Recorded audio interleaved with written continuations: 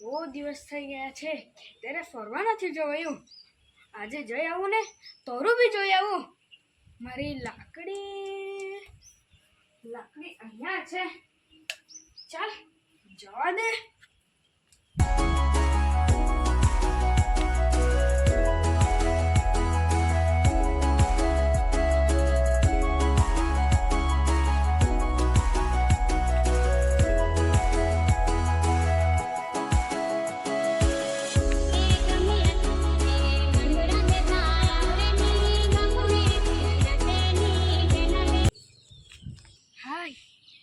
આવી તો ગયો. હમણાં તરું તો જોઈ લેમ. હમણાં 2 દિવસમાં તો કાદો પાડવા પડે હે. મસ્ત તરું તો સારું છે પણ હમણાં કાદો પાડવા પડે હે.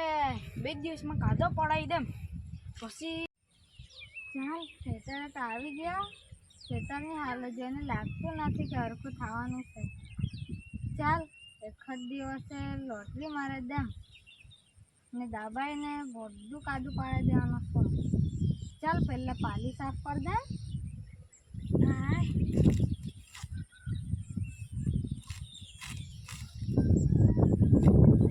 ચાલ તરું તો જોઈ લીધું. એક જ દિવસે ટ્રેક્ટર વાળાને કે એને કાદું પાડી દેમ પછી રોપણી કરાવે દેમ. ચાલ જવા દે.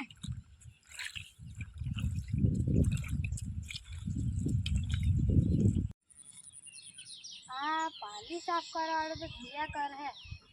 પહેલાં એમ તેમ જોઈ આવું. હાય